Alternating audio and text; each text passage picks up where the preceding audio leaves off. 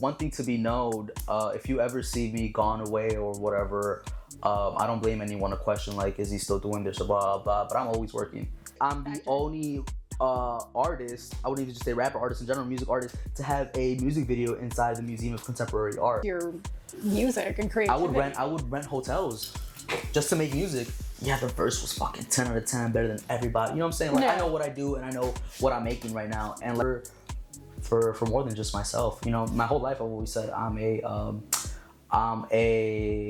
shepherd for lost souls. So they said, listen, you have two options: the brotherhood or your show.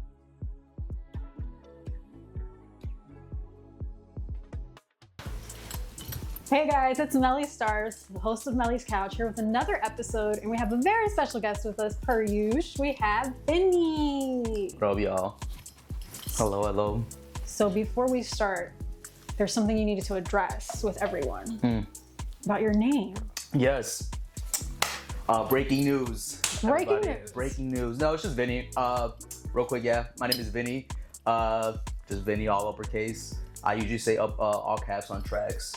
Just cause, like, I don't know, it's just a little habit or whatever. But every now and then I will get like, oh, VINNY, all caps, blah, blah. So yeah, just VINNY. Just VINNY. Just VINNY. Uppercase though. Uppercase letters. Thank you. All the letters uppercase. Yes, please, please, please. Like Weezy F, baby, don't forget to uppercase it. There we go. Now that that's out of the way, let's start with when you started making music, which I found was in 2017. Yes, 2017.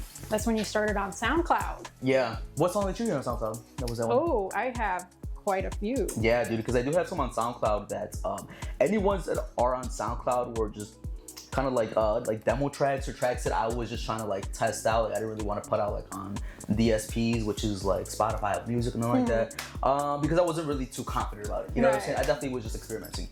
But yeah, with those tracks for sure, definitely dropped my first song 2016. What was your question again? I want to ask you that a few times because like I have like a memory of like, I don't know what, a peanut or something. You know what I'm saying? So I will forget. You're like Dory. Yeah, a little bit. Yeah, definitely. When it comes to like thoughts, that's why I don't even write my shit. I just freestyle because I just be forgetting. You know what I'm saying? I gotta just go. But what? Ask me again. I'm sorry. Okay. No, we were just gonna start with the SoundCloud. Yeah. And I found Be Water. A quote I have from it is, "I do this for fun and this shit sound amazing." Yes. Yeah. So at first, Be Water is the first track that I actually dropped. That one was officially on DSPs as well. But yeah, with that line, before I dropped that song, every time like I would like freestyle the beats or whatever, blah blah, I felt like it sounded really good. You know what I'm saying? Yeah. And I would have like compliments from like back in college, like my roommates or whatever. So that's why I was like, I do this for fun. This just sounds good. You know what I'm saying? Compared to like, I feel like other people would probably like try and write or whatever. So I was just being in my cocky mode for sure. Yeah. Like this shit come easy to me. Everybody's gotta have their cocky moments. Got to, especially as a rapper. You know what I'm saying? You gotta have some confidence. Hell yeah. Otherwise, like, what are you doing? Even if you feel like shit, you know what I'm saying? Like, you still gotta be like, oh, I'm the best. Or like, at least to an extent. You know what I'm saying? Yeah, for sure. Then 2018, you dropped on SoundCloud still, Watch Me. Yes, Watch Me. And then I think about that track to this day because a lot of people like it. I mixed that. First off, all my tracks, most of them, especially early on, were recorded by me, mixed by me. Oh. Yeah, for sure. Even some songs, what I'll get into later, beats were not by me. But yeah, with Watch Me, that was another experimental track. Which I feel like I'm diving a little more into that sound now. And I was like, because I wasn't really sure about my voice and my rap voice back then. You know what I'm saying? And also like I said, like just that mix alone, I wasn't really confident, but I liked where it was going. So I was like, fuck it, let me drop it on SoundCloud. And funny enough, like some of the songs that you think sometimes that aren't gonna be your best or whatever, people will resonate with. So that's the feedback that I was getting. People liked it. And yeah, I was okay, let me, which I'm pretty sure in hindsight, helped me be a little more vulnerable because I was definitely maybe, I don't know, some type of like, I was just maybe some type of guard was down in that song. I know it wasn't really like a hard-hitting cocky song, so you know what I'm saying, like I said, in hindsight maybe that song helped me be a little more vulnerable throughout my career. Definitely. And then you took a little bit of a break from SoundCloud, and then you in 2020 you just started dropping music on Spotify. And a reason for my break sometimes, you know what I'm saying, I want to be sure about what I'm dropping. You know what I'm saying? And I think around that time, once I started dropping on Spotify more, or just like when you were like saying like more back to back, I already had like these songs lined up. You know what I'm saying? So I was like gone for a little bit, trying to figure out my sound too, especially like that little chunk where I was gone for a little bit in the beginning. Yeah, I was still trying to find my sound. I was still trying to craft my voice.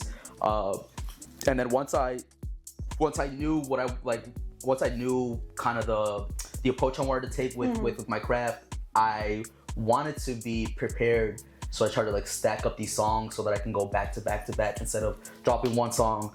All right, then start all over with recording. You know what I'm saying? I want to be ready and prepared for the most part. Yeah. So like, were you prepping during those couple of years? Yeah, always, dude. I mean, one thing to be known, if you ever see me gone away or whatever, I don't blame anyone to question like, is he still doing this or blah blah. But I'm always working. You know what I'm saying? I'm always in the studio for the most part. You know what I'm saying? Always in the studio, always writing something, trying to freestyle to something. Even when I don't drop songs, I'm making a shit ton of songs that just aren't coming out because I don't feel like they're ready. You know what I'm saying? But yeah. Yeah. So let's get into some of the songs on Spotify. Yeah. Too Geeked. Yes. Too Geeked, right. I made the beat to that. Oh, okay. I made the beat to that one. Fuck yeah, dude. Was that the first beat that you ever made? No, the first beat I ever made that the song is out is Two-Seater. Oh, okay, but that one's like way later on. No. Oh, is that? No, you know what? Yeah, you're right. That Two-Seater is like, it's probably a couple songs after that. Yeah, it's a couple songs after Okay, that, so then I think Too Geeked is probably one of the first ones. It's probably one of the first ones, which is super dope. Yeah. And then what inspired you to make your own beat? In the beginning, well, there's a lot of reasons. One of them for sure is when I first started doing music, I wanted to know a little bit about everything. I think at first I wanted to do everything, right? It seems because like whatever, it seemed plausible at the beginning to make your own beats, engineer, you know what I'm saying, mix and record. You know, because the beats obviously as people would know, or like other artists, people that don't know, to get a beat and actually put it out on DSPs, which is like big streaming platforms that you can get streaming income from, you have to lease the beat first, and that costs money. Oh yeah, so like just saving money and knowing and just wanting to have my hands in like all the areas, you know what I'm saying? Because I'm very hands-on with my music, when it comes to cover art, when it comes to anything that I do, I like to be hands-on, so I like to know what's going on. And yeah, just started making beats because to save money and so I could know. And because I think at one point I wanted to be like a J. Cole, Kanye, you know what I'm saying? Where I'm doing it all. And I wanted to be like unique, and then come to find out literally nowadays everybody's doing it. You know what I'm saying? Literally. Pink Panthers, literally all big artists are recording, producing, and blah blah. So I thought it was gonna make me feel special, and then no, whatever, everybody's doing it. But then at some point it just became hard, you know what I'm saying? I stopped because you probably didn't ask this, but real quick before I forget, I stopped focusing on producing because at one point I wanted to pick one lane and stick with it, because I know a lot of times I've seen it like time and time again where people will try to do all types of different things and then you get stretched too thin, and then sometimes you're only known as this one thing too. So like when I wanted to be a rapper, I was like, I'm gonna be a rapper, and then when I kind of was like producing a little bit and even engineering, I was having people like come over and engineer for them. I kind of was like, well, hold on. I don't want to ever get known as an engineer or a producer. I want to forever always be known as a rapper. Like I know some rappers, or we both know, I won't say anything, but like any names specifically, but like they do other stuff too, and I feel like a lot of times they're more associated with hosting or they're this, you know what I'm saying? So then you kind of get like, so then when you're like, oh, I rap too, I feel like a lot of times it's true when you're like, you try to tell someone I rap as well as doing blah, blah, blah, they're gonna be like, no. You know what I'm saying? So it's best in the public eye, I feel like, to just have one thing and stick with that one thing. Yeah. So you're known as that one thing. Yeah, exactly. And then you mentioned engineering. So what kind of background did you have in engineering? Or was that also something that you were like, hey, I just want to know all of the things, and you just... Background, jack shit, dude. Jack shit. And just YouTube, the hustle, wanting to know too, right? Wanting to get better, and just the sheer like passion of like just wanting to know how do I do this, and wanting to craft your sound. So just learned it off YouTube. definitely a lot of trials and errors, referencing songs. You know what I'm saying? Sometimes, like a couple months ago, I was like kind of giving myself in the pattern back because I was like, oh, I know what I'm doing now. Yeah. And I listened to one thing and I was like, fuck, do I know what I'm doing? So you're constantly learning. But I mean, I definitely feel like if you hear, because a lot of my songs that are out or mixed by me, only like maybe 5 out of the 30 songs were like done in a studio, mixed in a studio. Wow. Yeah. So I mean, if you were to like, so I'm pretty sure like it's you can hear, one, the progression of the mix is getting better, and then 2, ultimately like where I'm at now, they're pretty good. Oh yeah, they're pretty good. Definitely from the beginning. If you listen from beginning to end, you see the progression for sure. Yeah. And I feel like the song I just dropped yesterday, I really like the mix of that. I know. I was doing my note cards, and then I'm like, let me check his page to make sure there's nothing else new. Yeah. And then I was like, oh, new song. Adds that to notes. Yeah, dude. 'Cause I was struggling trying to drop a song or whatever after 977, and then you hit me up with the interview here, and I was like, you know what? I gotta stop. Like, I gotta stop just hoarding stuff or just like thinking about stuff. So I was like, I'm gonna use this opportunity to kind of force me to put out a track so that I can promote on here. You know what I'm saying? So check out the track, VINNYallCabs.com. So I was like, yo, I gotta put something out so when I come here I can promote and just kind of, like I said, try to keep the ball going. Yeah. You know, because I don't want to lose the momentum of the music, not. dude. And I mean, I'm not shy to say or embarrassed to say, like, if you were to like look at the track record, there is like little gaps to it, but like I said, always just trying to, because I'm trying to like, I've dropped what I had to drop and I'm trying to recoup and then get ready for something. I want to stand. I like all these songs that are out on my website. That's where you can get most of my songs. Yeah. On my website, only a couple on the DSPs, mostly my website. We'll talk about that later. Yeah. That's coming up. Yeah. All right. So we can go back to Too Geeked. Yeah. So that's what we originally started talking about, and then we. Yeah, Too Geek. I mean, I love Too Geek, dude. And that's one thing like I said, every song that I drop, I can stand behind, except for maybe like 1 or 2. But we'll talk about that. Yeah, I know, dude. But I started to drop them because, if you remember, I'll tell you. I started dropping because I was like, I put so much work. But yeah, I stand behind it, and like Too Geek, and to this day it holds up. You know what I'm saying? My little brother loves it, and that says a lot because if little kids love your song, you know what I'm saying? Yeah, obviously you do something right because little kids will like won't fuck with it or tell you like, oh yeah, they're not gonna lie to you. Yeah, exactly. Little kids are extremely honest. And since day one, I've been making my music super catchy. I always focus on the hooks. So like, I like the fact that like he caught on to the hook. You know what I'm saying? That's the whole point of it. I got like, his like little baby brain was like doing what I was, you know what I'm saying, was supposed to do. Yeah. You know, he was susceptible to my what I was trying to do. You know what I'm saying? So he fell for it. And other people loved it too, you know what I'm saying? But back to Too Geek, I just made the beat, loved it. I was off 2 beans, if you know what that means. If you know, you know. Yeah, if you know, you know. Shit was crazy. And I remember when I finished making the song, dude, I was like, I'm gonna make it, I'm gonna be alone. Because I was alone at the time. Okay. And most of the time, I'm like a loner. You know what I'm saying? Yeah. Yeah, dude. Because I don't know how to act around people. I get annoyed at people easily, which is my own fault. You know what I'm saying? And sometimes I just don't know how to relate to people because like a lot of people just be talking some weird ass shit. I'm just like, I don't even know what to say. You know what I'm saying? Yeah. So I'm just like, I'm like socially awkward. Me too, dude. For the most part, like me too. I'm good at like on one-on-ones or whatever, or like if we're all like in a group of socially awkward people, then okay. But like, I don't know, if someone's like trying to be cool or trying to be alpha dog or trying to be like something, then it just gets awkward. You know what I'm saying? I feel like people are just like putting on this costume or this facade or these they're like cosplaying to be somebody. But back to Too Geek. Yeah, you also have a music video for it. Yes. Like the city, like there's the Mexican flag. Was this like during the parade, like a parade? Yeah, during the Mexican Independence Day parade. Let me get a little closer in case I'm not in frame. But no, you're fine. But yeah, Mexican Independence Day, dude. So I used to do valet at that time in downtown. Okay. This was like before the pandemic. So I used to do valet. I used to like run a few of my own restaurants. Like I used to be like an account holder, which is like basically almost like real quick sum it up. It's like when you own a barber, like barbershop, right? When you if you're a barber, you rent out a chair and you pay your one fee, and then everything that comes in is yours. And that was basically what's happening with me. You know what I'm saying? I had my own stands. I'd pay like a little fee. And then any other cars that came in, which is $20 a car, you know what I'm saying, kept to me. But whatever. That day I had like my little workers there, and I told them, I was like, hey, like get the best car you can, save it like on the side, because I'm gonna shoot a video. And this isn't the first time I would do this. Oh my god. I would do this a few times, you know. I would, you know what I'm saying, ride people's cars or whatever. But yeah, I was like, and you know what sucked is like the best car they can give me was that BMW. It was like the M3 series, which is not bad, but like usually we get like some badass cars. Right? So I was hoping like a Rolls, like a Lamborghini, like I don't even know what, dude. But it was, so I was like, all right. So I used that car in the video.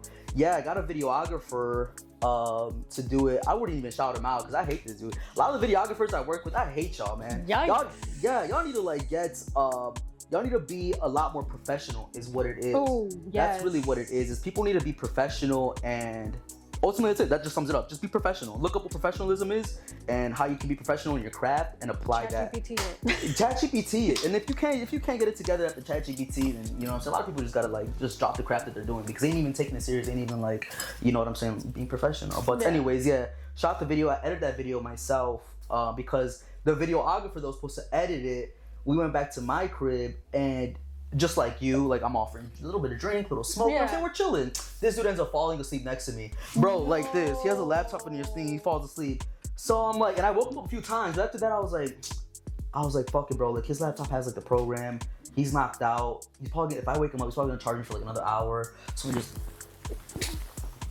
gonna just handle this myself. Dude. And then that's like one of the stuff like that kept happening a few times. So that's when I was like, one of the reasons why I'm like so hands in everything I do. And then that led me to like just being like, yo, I'm gonna just edit my videos myself. Yeah. I was like, I kind of like, after a while, I came to a realization where I don't even need an editor. I like the way I edit my own videos. A lot of people compliment how I edit my videos. So I'm like, fuck it, I just need someone to record for me. And at one point I was gonna get my own camera and shit like that. And I was just gonna like, all I needed is just to pay a body to just, you know what I'm saying? Do what I need. Stand here, hold this. Exactly. Move it this way, move it that way. Especially like when you know what you want. Yes. And that's a big part of just everything, right? That you do is you gotta know what you want. And I've gotten a lot of compliments like that, whether I'm in the studio or like just shooting my own things, is like just knowing what you want. And because the people can like understand your vision if you know what you want. You can execute and get someone to do something if you know what you want and know how to explain yourself. Yeah, definitely. So you also had in 2020, you had Breathe and then Rump Rump. Yes, which you had a music video for that one too. Yes, I think it was at the museum. At the I'm the only artist. I mean, fact check me, but to this day, I'm the only artist, I wouldn't even just say rapper, artist in general, music artist, to have a music video inside the Museum of Contemporary Art. And that is because your boy is a fucking hustler, finesser, dude. Like so the way I got into that. Yes, how did this all take notes? Everybody take notes, bro. Lie, fake it till you make it, bro. I'm telling you, fake it till you make it. So okay, fucking sorry. So we shot. So right, I hired one videographer, right, to shoot the video, and he scammed me for one. Oh no. Yeah, dude, because he didn't even send me the footage. So we tried to shoot there and they kept shutting us down, saying you need to pass, you need to pass, you need to pass. We got some type of footage, and I wish I had his name so I can tell you guys not to work with him. He mostly shoots with women. He's some tall ass black dude. Yeah, I paid him like $200. He never sent me the footage. He just like was blowing me off and never sent it. Damn. But which is alright because we didn't end up getting the thing. So I ended up getting another guy. So boom, we have to shoot again. And I get another guy and we shoot the official video that you've seen. And but before that, so I'm like, damn, all this pass, I need a pass. So I'm like, fuck, I'm not gonna be able to like shoot there freely unless I get this pass. Yeah. So I figure out, okay, well, who's dealing with the passes shit? So then I look up, like, I don't know exactly what I Googled, but it's always something along the lines of like MCA. Pretty sure someone told me, hit up the, for example, creative director. Yeah. And I was like, okay, blah, blah. And then I emailed her. I'm like, oh, hey, like, you know what I'm saying? I am a like vlogger, blah, blah, from Chicago. And I feel like a lot of people don't really know about the MCA. Like, I was wondering if I can go in and shoot some video content, you know what I'm saying? Just so I can show people in Chicago that like the MCA is here, it's alive, and you know what I'm saying, it's beautiful, you should come. And she's like, oh my God, it's a beautiful idea. And I was like, right. And then so then I took that and ran with it, showed up a day or two later, got the passes, and was just shooting the video as freely as I wanted, just throughout the whole. And that's why I mean, I got some pretty dope shots. Yeah. Because I was able to just, you know what I'm saying, do whatever the fuck I wanted to do. Yeah, you didn't have to like guerrilla. No, yeah. At first I was gonna, at first, but then sometimes there's a way where you don't have to always do it. You know what I'm saying? If you're a little more clever, if you think things a little more through, you can find a way to finesse things. And aka Vinny, aka King Finesse, for sure. King Finesse. Yeah, dude, because there's been plenty of times in my life or career where like I get what I want, you know. It's not to be like in a cocky way, but like if I really want something, if I really need to get something done, I will get it done and I will get it. You know what I'm saying? Yeah, for sure. So, I mean, you have to. That's just like a hustler mentality. I think in life in general, right? I mean, that's just the mentality you gotta have. You know what I'm saying? What is other saying? Like swim or be swim, swim or be swam. Eat or be eaten or some shit. Something like that. Yeah. Yeah, bro. I mean, you got to, man. You gotta hustle. Yeah, it's a dog eat dog world. It is, bro. It is. And somebody's always gonna try to out hustle you. So exactly. You gotta be 3 steps ahead sometimes. Mm-hmm. You got to. Definitely. You heard it here first on Melly's couch. The gems. The gems. The gems. The advice. Then after that, you had two-seater. Two-seater. Yeah. Also a music video. Also a music video that I rented gear out. So it's like a quick example of just like me investing in myself. I've always invested in myself. So in that video, I rented out like, dude, $300 in lights like that, but like bigger. So because I don't know if you remember, like in one part of the video, there's like, I don't know if you're able to see, it's an alley, but there's like murals on the back. Yeah. So like, and that would have never been able to be shown in the video if there wasn't for lights. You know what I'm saying? And I think I had something with those having those lights and other stuff that I had that I ended up not using, but just being prepared. You know what I'm saying? And honestly, no regrets, because I'd rather be over prepared than underprepared. You know. But like I said, I shot that video with some guy I knew in high school, and like I said, made the beat to that, and it was super dope. I really like that song still. Super cool. I'm a fan of it. Yes, I'm a fan of it too. Oh, thank you. That's why I brought it up. Nice. She's also, my girlfriend's a fan of that too. Yeah, it's one of her favorite songs. Oh, that's dope. Yeah, okay. Yeah. Mm-hmm. Then you took another break. Yes. A couple years. It's okay. How long was it? Yeah. 2 years. 2 years. Yeah. Yeah, because then you started dropping again in 2022. So you dropped Fanta, or AKA Welcome to the Game. I have some bars. Yes. Welcome to the game. Leave your feelings at the door. I got hurt, but I want more. Yeah. And I think that's just like that last line is like kind of what sums up how I move sometimes. It's like, I get hurt, but I want more. And I think it's more than just like a masochist thing or whatever. It's, you know, or like, but like more than just like, you know what I'm saying? It's more so just like, I use it as, because like, I was just telling a friend the other day, like, I feel sometimes like I'm not as creative lyrically or musically when I don't have chaos going on in my life. But that's just like something waiting to bite you in the ass, right? So like, to this day, still trying to find like a balance of being able to make hits, be creative, but not having to pop X, Y, and Z, or cheat on X, Y, and Z, or drink for X, Y, and Z. Yeah. You know what I'm saying? Not bring on chaos with your life.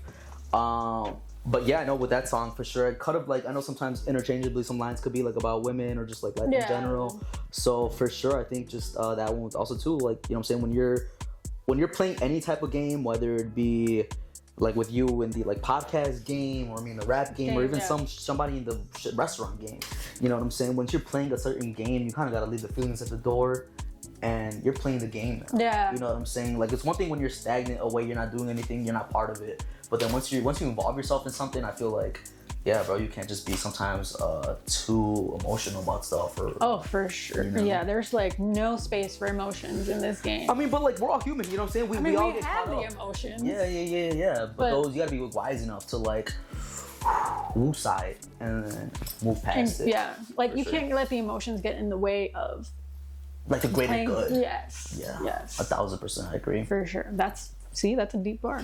Gems, bro. We're dropping them. Pay attention. Pay attention. Yes. Take notes. Take notes. The next song, I'm not quite sure how to say. Nocta? Okay. Nocta.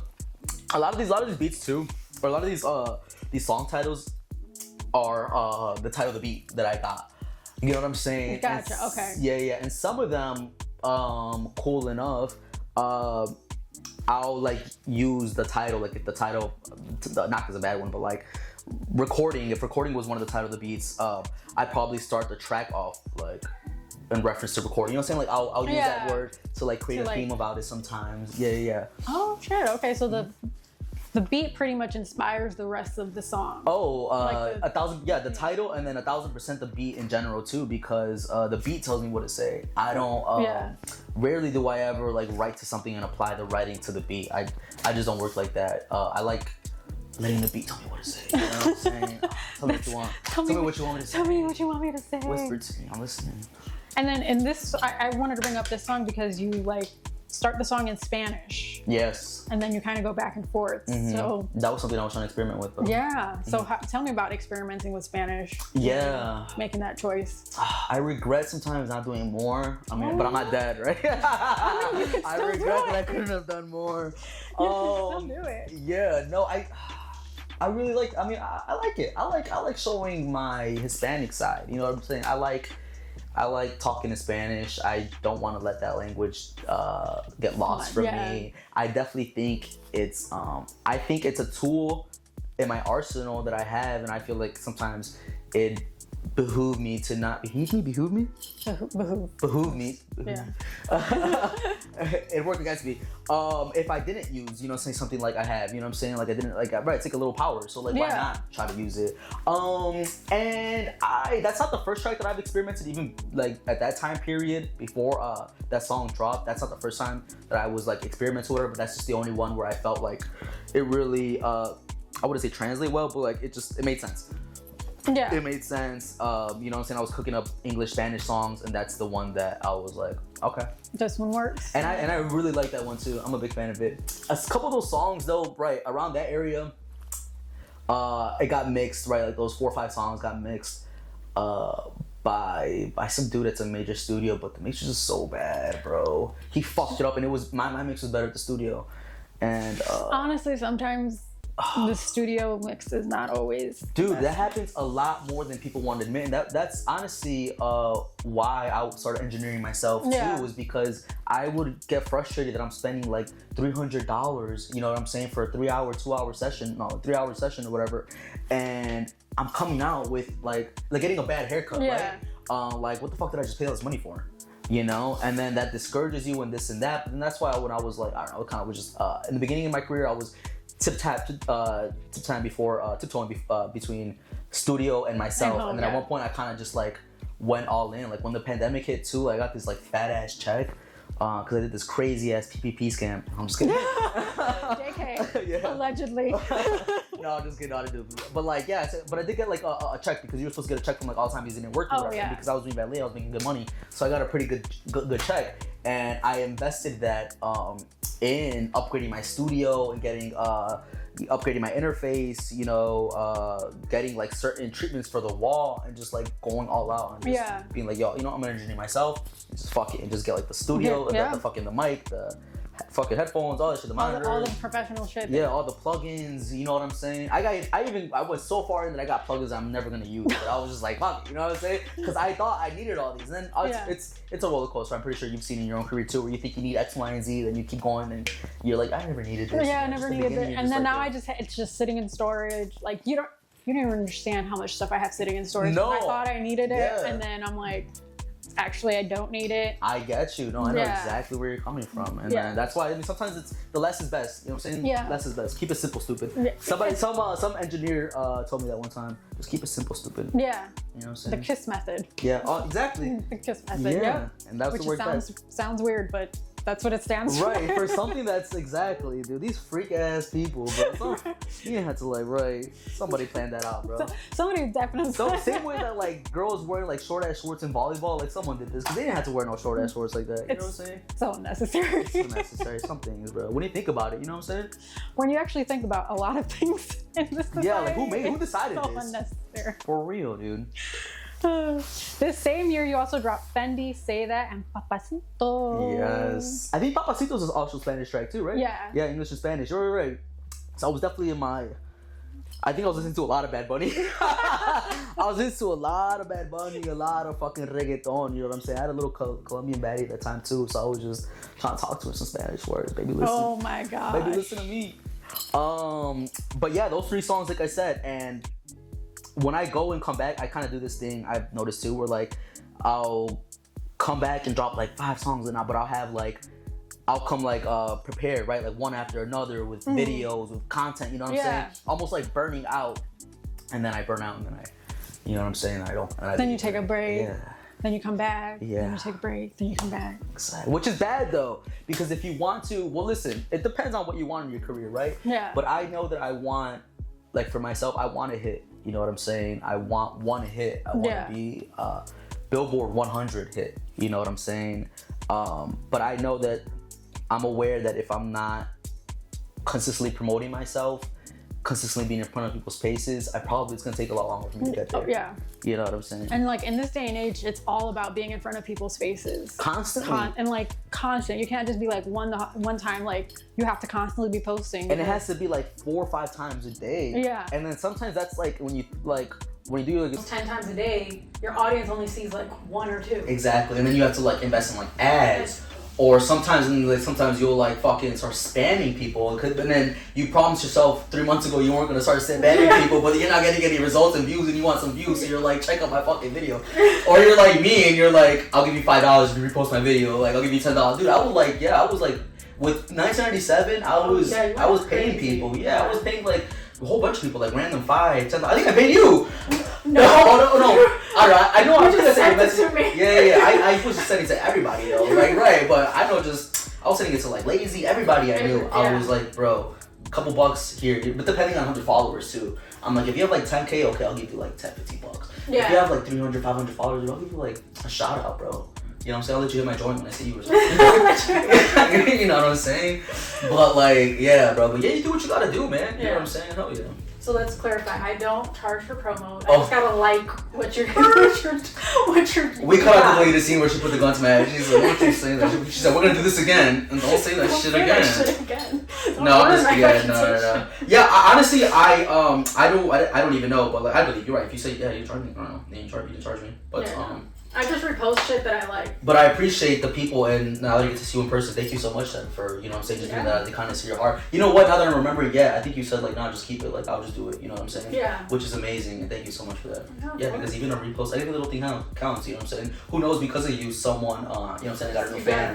Something. Yeah, you never know. Exactly. Because, honestly, that's, I think, the scary part, is that there's no way to, like, tell where it comes from. Like, where the results are. Yeah. You just kind of trust the process. Exactly. Trust the process, and as well as don't be scared to sometimes maybe ask somebody. You know what I'm saying? Yeah, there's a thin line between spamming and between like asking. You know what I'm saying? That's why I was like, one point I was like, let me come in with some bread. Like, let me not just be like, oh, do this for me. Yeah. You know what I'm saying? Let me give some type of incentive. But yeah, man, if you're too scared to ask, or too scared to like do something, then you never know what the end result might be. Yeah. Yeah, 100%. And we're back. So now we're gonna jump to 2023, where you dropped more music. You were kind of consistent between 2022 and 2023. Yeah. I'm not gonna lie. Yeah, because throughout my career too, I was like, you know what? I'm constantly kicking myself in the ass. Like, we gotta keep going. You gotta keep going. You know what I'm saying? Because like, these people don't know that I'm still in the studio. You know what I'm saying? I'm making songs, but not being like, this isn't it yet. You know what I'm saying? So yeah, I try to be more consistent. Yeah. So you dropped Hold On, PMP, Traffic, and 24/7. At this point, dude, I'm on a fucking roll at this point in my career, and you know what? All it takes for me to blow up is really just more eyes, because when it comes to my music, I feel like starting with that and here on out, like all those tracks to me are undeniably good. Like I'm not offbeat. I'm not saying stupid shit that isn't true. The mix is good for the most part. I'm pretty sure if this is the right song, the mix is pretty good. Right, better than whatever. Anyways, yeah, dude, like I just from here on out, bro, I'm so proud of these songs. Locked in. Like, this is what people need to wake up and, like, you know what I'm saying, really rock with. Like, I feel like because it's catchy and it's sincere. Well, it's not even, I mean, not that it's sincere, like I'm trying to like fucking pour my heart out, but it's just genuine. It's genuine. It really is genuine, and it's good. It's catchy, dude. Yeah. Then 2024, you kept dropping. So this is definitely like 2023 was like a turning point to be like, hey, now I'm just gonna drop every year, no more breaks. I'm sure. I don't think you took any breaks after that. That was the mindset. Yeah, for sure. So you dropped Walk, bitch trying to pop out, walking like a dog. Dude, that shit was crazy. Shot that video in New York, dude. When I went to New York, I went to New York for that. And that shit was crazy because I crashed my car a little bit. Oh my gosh. I crashed the Lexus. Two bitches in the Lexus. I crashed that a little bit. I mean, I got it fixed. I mean, it was still drivable. I was late to another interview that day. And then dude, I'm on POC time, bro. I know I'm pretty light skinned, but I am 100% running on POC time. I don't need to watch to let you know that I'm running on POC time, dude. Yeah, dude, I was late to that, and fucking the interviewer, like it was like me and Bobby. It was me and Bobby. Oh, okay. Yeah, me and Bobby went to New York, and I don't know if you ever met Coco. No. She's from New York. She's like shout out Coco. She's a Norwegian, if I'm right, artist. Okay. She's pretty dope. She's pretty dope. She's really dope. She has this one song called, baby, what's that one song about Coco? My Life. If you have a second after the interview, go check out Coco. Right. I was gonna say, but go check out Coco, My Life on YouTube or Spotify, whatever, all DSPs. Check that out. That song is so dope. I think you should check it out too. Yeah. I really like that song too. I'm gonna definitely check it out. Oh man, it's so like Kali Uchis, dreamy. Like if you love Kali Uchis and like her old shit, it kind of reminds you that it's super dope. But fucking Walk was so dope. I performed that track at a house party that went really well. Was that a release party? It was kind of, yeah. You had a listening party. Yeah, yes. Yeah. So it was for that. Looked so lit. It was so fucking lit. So lit. Is that the one that I gave out free weed in? I gave out free weed, free AIDS. That's what I'm saying. You gotta be in tune because you never know what. I'm dropping AIDS. I'm dropping tracks. I'm dropping names. If we get into some business, let me finish this. I'll drop some names. You know what I'm saying? No, I'm just kidding. But tracks. Yeah, bro. Like fucking. Yeah, it was so dope. I try to like every time. Right. That's what I'm saying. Like when I do my drops, when I do drop music, for the most part, I'd say like 8 or 9 out of 10. Like there's always like something behind it, or I always try to like make it like a spectacle. Because I know I take a while to drop tracks, so like I don't want to just be like, oh, here's a track. Right, new track, and then that's it. Like that's all I've been saying fucking all week was just like the cover art or just fucking I don't know, some lame shit. But I try to like do a whole thing around it. You know what I'm saying? So yeah, for sure. And people love that track. That really got good attention, good feedback. So yeah, on the Walk. Was the Walk listening party where you fell? Yes, and I fell on the walk one. Oh, dude, I don't want more embarrassing moments, right? But like, no, dude, I love embarrassing moments because like, fuck it, like I'll use that to my advantage. You know what I'm saying? And like, as soon as I fell, I was like, oh, I can't wait to put that in a video. And there's this one meme where Miguel, the singer, he did the same thing like at at some award show where he tried to like jump over somebody and then like hitting some chick's leg and some head, and then he ended up falling, but he just kept going. You know what I'm saying? So that's what it reminded me of. And then I used that meme and I made like a fucking little meme video with that. Yes. But I kept going, bro. I kept going. She was crying. I felt super bad. I think she just got fucking knocked out or some shit. But like you could see her friend like in the video. Yeah, exactly. Her friend took her away. Right. Like just keep listening to the music. Keep the adrenaline going, bro. You good. Smoke is free AIDS, bro. Like, yeah, but that was the time. That was the time. Yeah, for sure. And then after that you had Bar for Bar. Bar for Bar is one of my what do I say, like underrated tracks that I feel like a lot of people really need to check out, because that was a track that I was I think I was telling I always make up my own enemies. I'm like Michael Jordan, where like, you know what I'm saying, I gotta make up my own enemies so I can like be fueled sometimes. So like I think I was telling myself like, bro, you don't really have a track that you're like rapping, or like I kind of maybe I don't know how true that is, but like I just felt like I needed to put out a track that was rapping. Yeah, you know what I'm saying, where I'm kind of talking shit, maybe using a little more metaphors, like just being like rap, you know what I'm saying, like rap at its core. So that's how like I think I started off with this is for one to say I ain't got no bars. Yeah, something like that, you know what I'm saying. Yeah, so like this is for them, you know what I'm saying. Oh, and you know what, because in the cover art, funny enough, the cover art was from a text message. It was a screenshot of some fucking hater, some old high school guy. I know, this was like years after high school, but he was saying some shit like whatever the screenshot said, like you're whack, you're blah blah, and I was like, you have no bars and this and that. And then I was even toying with him. I was like, I'm better than Ice JJ Fisto, bro. You can't. And he's like, nah, bro. And I was like, damn. So then I was like, you know what I'm saying, I was kind of upset at that. And sometimes the best way where I get my get back, or like to help me vent myself out, is to rhyme. Yeah. So I was like, fuck you, this is for you, bitch. Fuck you. But we're cool though, you know what I'm saying? Honestly, bro, I don't have enemies. I don't give a fuck about petty shit like that. I ain't got time for none of that shit, bro. Like, I even I think when I came out with that song, whatever, he like messaged me or whatever. He's like, oh, blah blah, and I was like, bro, like that's just a song that I meant to drop a while ago. When we had this beef, like, bro, I basically like, I love you, dude. Like, it's cool. It's not that deep. It's bro. Like, hope you're good. You know what I'm saying? I'm always wishing the best for people. Yeah. I always like every morning I pray for my enemies too. Shit, you know what I'm saying? Yeah. The devil can't catch me hating. The devil won't catch me lacking hating. I know hate in my heart. And then the last things you had on Spotify, LSB. That is another good track that is brothers with or sisters with Walk. I feel like it's the general. Like it's this hurt vibe, right?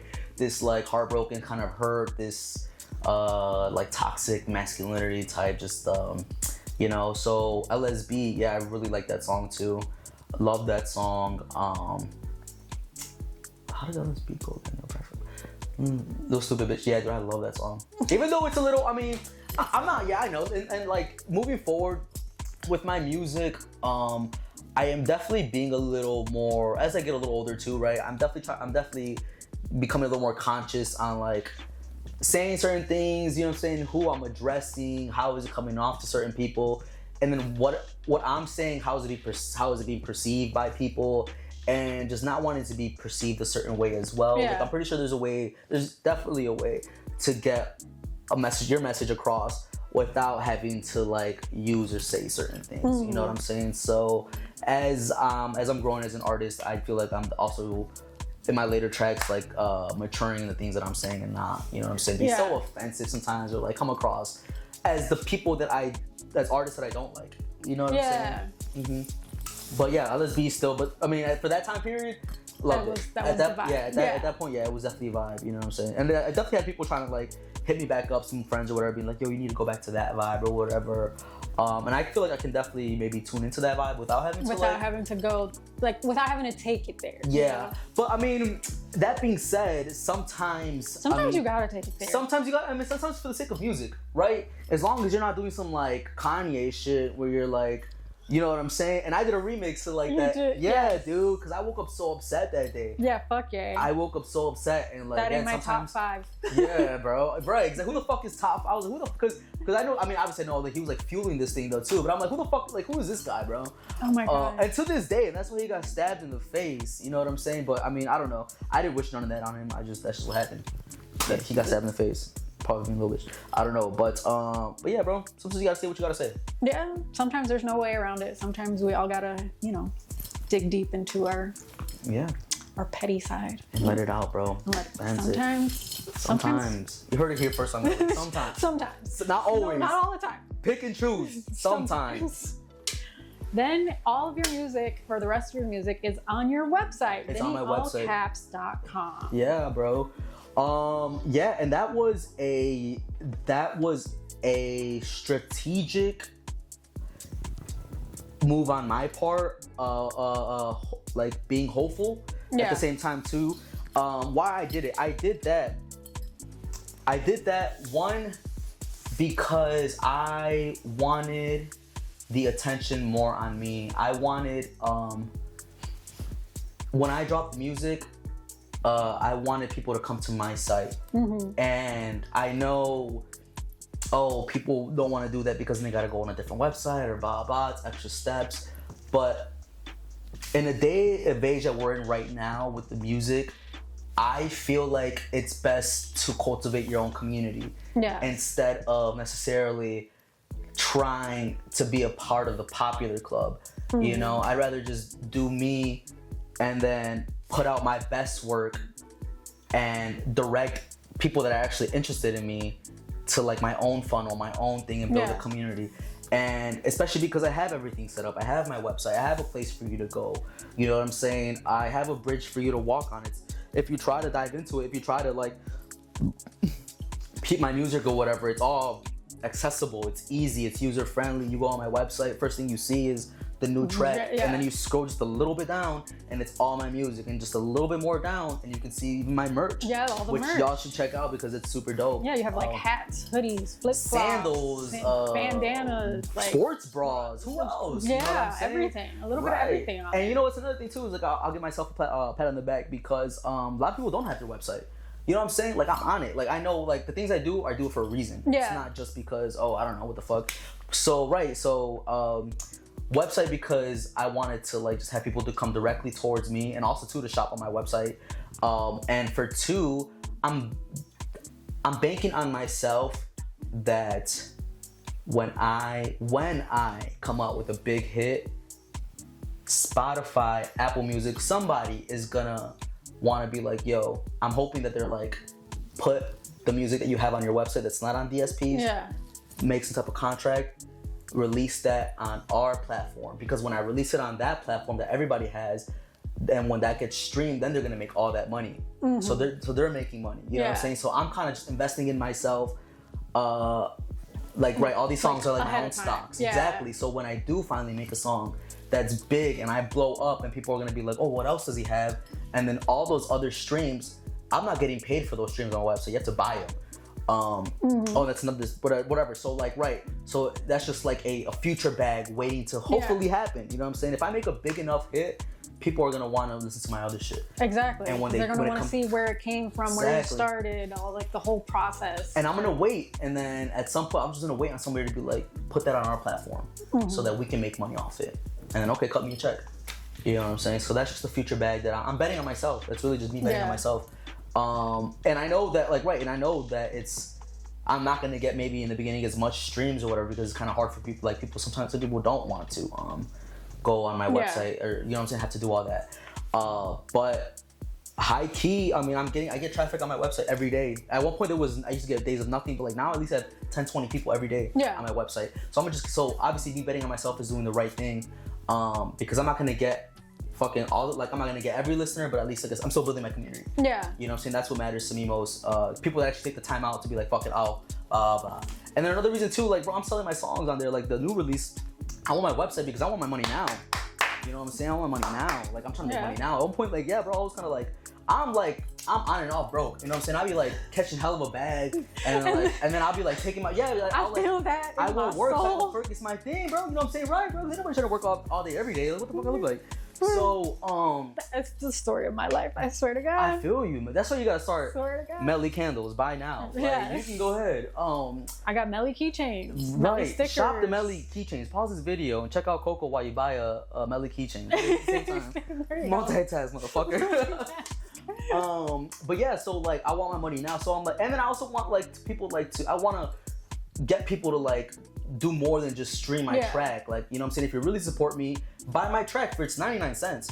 You know what I'm saying? So like I said, I want to get paid now, and I want to give people something to support now. Yeah. You know what I'm saying? So yeah, so I made my own website and just been doing it. And then you run your website completely. 100%. Yeah. Run my own website, do my own things. I mean, but it's easy. I love people putting on game too. Go to Bandzoogle. I'm pretty sure there's other websites, but if you go to Bandzoogle, it's pretty user friendly. Do that. I definitely had other rappers, you know what I'm saying, hit me up. Feel free to hit me up for advice if you have any questions or whatever. I like putting people on. I like bridging people together, like people to knowledge. You know what I'm saying? Yeah, because I also want to be like not an influencer in that way, but like what's not an influencer, but like, I don't know, just someone like that's like helper in a way, or just somebody that like I mean, I want to say influencer, but it's not really an influencer. It's like not a public speaker. I want inspiration. I just want to give people knowledge if they ask it. You know what I'm saying? Like I want to like. I know there's a word. I just can't think of the word. No, me neither. Exactly. Like, right. There's a perfect word for it. But like what I said, when I do get my hit, I want people to remember me as like also where he helped out. Yeah. You know what I'm saying? Because I know sometimes I'm not always in the community like that.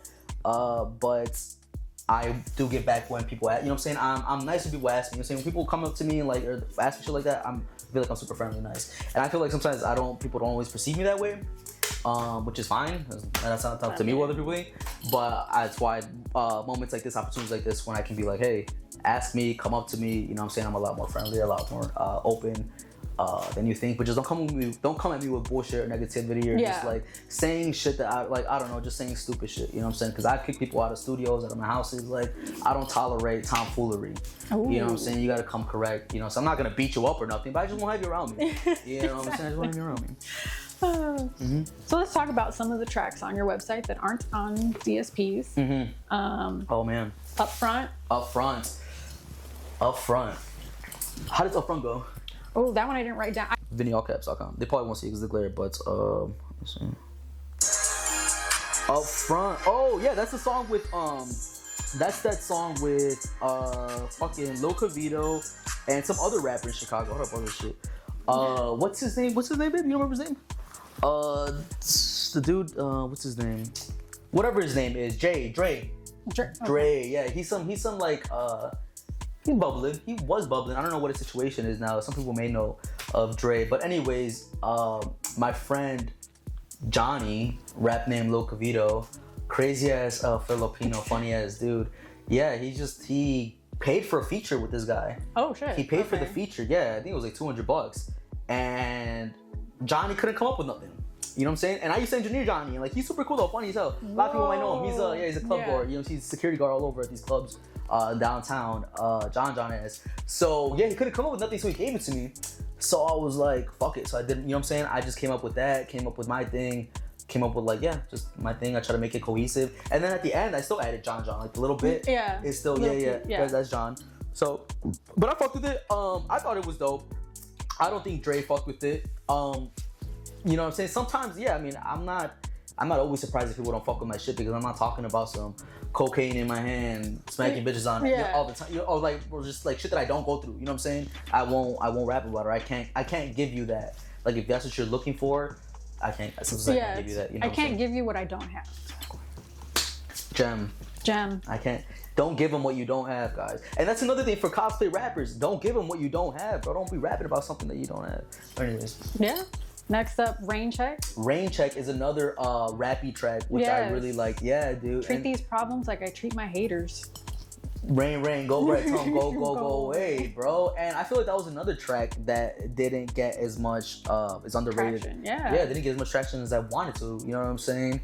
But hey, that's okay. Cause Fetty Wap didn't blow up until like 4 years after I think Trap Queen came out. Yeah. So, you know, so I'm banking on one of those. But yeah, I love that song. I love that. I made that song and a couple after and before that at some friend's house when I was like homeless. I went homeless twice too. Oh no. Yeah, bro, and through all that still pushing music, like, you know what I'm saying? That's what I was gonna say. How did that affect your music and creativity? I would rent hotels just to make music. Just to make dude, there was times where I was just so focused on like just making music and I just really would be kind of like, I wouldn't know if it's delusional or manic, but like I'm in this state where like I can't go to work because this is the track that's gonna like break me. Like this is it, and I need to put this one out. I need to put these out. If I just put a culmination of these out and just have just keep promoting it. Like these are gonna take me off. You know what I'm saying? There's been like a few times in my career and twice of those where it's led me to be homeless because I was just so adamant on finishing a track or staying home and doing music that I would call off work, lose my job, you know what I'm saying? And then having to, I don't know, and then fucking, getting evicted or fucking, when the lease is up, not having, or just, when the lease was up, just not planning for the future. Yeah. You know what I'm saying? It's hard and it's crazy when that, like, when you do snap out of it or whatever, you kind of do, like, when you look back on it, or when I look back on it, I'm like, damn, what was going through my head? Like, you know what I'm saying? Knowing that, like, lease is up, but you're still, like you're not doing anything about it. Yeah, you're not just like letting life happen. Exactly.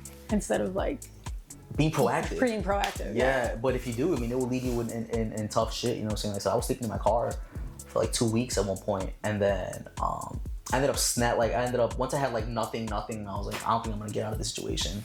I ended up calling my dad or whatever, and then he ended up like, my parents are divorced, so like I ended up just like staying with my mom and shit for a little bit. But yeah, bro. So sometimes you gotta find a balance. Yeah. There's always like a balance. You know what I'm saying? There's a balance. But yeah, what were you saying? We were talking about Rain Check. Rain Check, yeah. Like I said, check that track out. Yeah. It's a good one. It is a good one. All my tracks are good. All these tracks, that I'm on here, you know what I'm saying? And it's only like 30, I only have 30 songs out. 31 or 32 out, including my new one. Yeah. And like I said, it seems like so little within a span of almost 10 years that I've been making music. But like I stand behind it. Yeah, like you can stand behind them. They're all good. Yeah. So. Yeah. 100%. So it's all, and I feel like a lot of them are timeless too. Like sometimes when I go back and check them out, it still bangs. Yeah. And not just me just being, because it's my music, you know what I'm saying? Because like I said, that's why there's hella songs that aren't out. Because I'm so critical about certain shit, you know what I'm saying? About how it's everything, you know what I'm saying? So I need to make sure it's right. But yeah. Yeah. Next up, you had Lying, Call Me. Yeah. Crybaby Freestyle. Yeah. Crybaby Freestyle is still one of my favorite ones. To this day, my girlfriend will be asking me like, I'm surprised people didn't like gravitate to that one more. And that one I understand because that one didn't have like, that was more like a freestyle. You know what I'm saying? But still, it was still super catchy, bro. It was still super. I feel like re-listenable again. But then those other tracks too. Which one? Lion, Crybaby. I mean, no, Call Me. Sorry, we just talked about Crybaby. And then Problems. I think Problems is the All These Thoughts. That's the one she was talking about. Yeah, dude, All These Thoughts is such a good one too. Problems I think was like another freestyle one. Dude, that's like, yeah, all those tracks are so good. But then right, so there was a couple, like, I think Crybaby Freestyle and Problems were definitely freestyle like in the studio. Yeah, like that I don't know if I regret not giving it more structure, but I think if I were to go back in time, I would still agree with how to drop it because it's just what it was. It is what it is. You know what I'm saying? Like, I don't know. Maybe someone like Kanye, because I know Kanye takes like, if he doesn't like the song, he'll keep working on it, until it works. But I don't know, bro. I'm trying to just drop shit too, right? Like, I get it, but also sometimes if you're onto a masterpiece, you know what I'm saying? Yeah, but like mine was just like, I don't know. I don't feel like that works for everything though. Yeah. Especially if I didn't make the beat to that, so I wasn't really hands-on. I'm just like spitting. So yeah, I think it works in some cases. In some cases, it doesn't. Exactly. Yeah. That's how I was like with Crybaby Freestyle and Problems. I was like, I think they're good as freestyles. I mean, I kind of want to just give people something to. Some tracks are just I'm giving people something to show what I can do, like my versatility. Showcase your versatility and your talent and stuff like that. Yeah, for sure. And that's like another reason why if you've noticed, like I just drop singles. You know what I'm saying? You won't ever see me drop an album, maybe a mixtape, but it'll just be like a compilation of like my best songs or whatever that I'm still wanting to push. But I won't ever drop like a mixtape with new songs or like an album. For one, quick gem, because if you get signed by a label, they're gonna judge your advance based on your first album. So if you already dropped an album on Spotify or whatever, those major DSPs, and it got low numbers, and when you do get signed, they're gonna go based off your first album or whatever. So that's why it's good to just keep it singles, not a compilation of work with it. Yeah. You know what I'm saying? That in your head you thought, oh, I'm just putting songs together, but like in the whole grand music scheme, it's like, oh no, you put out your album that's supposed to like be this, you know what I'm saying, attracting people thing, and it only had 3 listens or whatever. So like, and you want how much money? Like, no, dude, we'll pay for your Uber here and back. We'll pay for your Uber. We'll get you like a McChicken. You know what I'm saying? That's about it, bro. Yeah, don't even think about the meal either. Just the McChicken by itself. Spicy too. So if you don't like spicy, you're fucked. You're fucked in this game, bro. If you don't like spicy, you're fucked in this rap game. You don't like spicy, you're fucked. That's another gem. That may just be for some. If you get it, no, I'm just kidding. I'm saying Bush. Nah. But yeah, bro. Then you had Famous, which this rapping shit ain't no hobby, which clearly it's not. Right. You know, you're taking all the steps, you got your website. Yeah. You're here. Yeah. And I don't deal with hobbyists. Good. So, yeah, you know, no, I'm glad. To make it here, you can't be a hobbyist. And I noticed that too, and I was like, I'm glad that I guess I'm be perceived as serious because I want, like, not that like, oh, but like, yeah, obviously if like, you know what I'm saying, I've seen the people, the guests that you have, you know what I'm saying, and it's usually people that are actually doing something or actually have some type of emotion or like serious about what they're doing. So I was like, okay, cool, like, you know what I'm saying, I'm still being perceived that way. But yeah, you know what I'm saying, this ain't no hobby because like I said, I mean, even though I am gone for a little bit, let it be known that it's not a hobby. You know what I'm saying? Yeah. I'm still working behind the scenes. You know what I'm saying? Like I said, I'm still making music. You know what I'm saying? There's hella songs that I haven't dropped because I don't think they're ready. And I got a friend over here that's just like, yo, drop, like, you know what I'm saying? Like, you got hella songs that like, blah, blah. Like, she's kind of, every time I'll play like some random, she's always just like, oh, that's a new one. You know what I'm saying? So like, yeah, bro, I'm always working. So it's not a hobby. Even though I drop, like sometimes it seems like a hobby, this ain't no hobby. Yes. And you also had songs like Active, Confessional. Yeah. Confessional. Would I be wrong if I treat this rap shit like a confessional? Yeah, dude. And I think I've been more in my bag within the last couple songs, specifically starting with, I think, Confessional. Because what was the song before Confessional? Active. Active I think was a experimental, another experimental one. You know what I'm saying? Which is cool. You know what I'm saying? Didn't really get that much Sometimes attention. you gotta experiment. I'm not scared of that. You know what I'm saying? Yeah. Sometimes you just gotta do what you gotta do. You know what I'm saying? And I liked it enough where I was like, it's a good experimental track. Fuck it. Why not? Yeah. You know what I'm saying? So did that. And then, yeah, Confessional, bro. I was kind of just like listening to, I was trying to like tap in.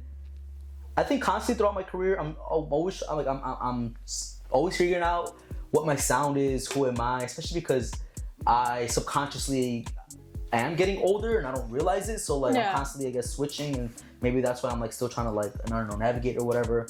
But I'm evolving, I'm growing. So like I wanted to like hop on. I kind of lately been feeling like this G Herbo aggressive, but this mixed with like this Kanye like catchy hook, but like also like this adviceful neighbor, like this wise neighborhood friend or whatever. Yeah. You know what I'm saying? I want to mix it. Yeah, that's like that's kind of just like what my sound is, or like what I've started with Confessional, and even to this day, that's just like the sound that I'm trying to achieve, or I'm going for, is this like semi-aggressive, emotional, like I don't know, truth teller. Truth teller.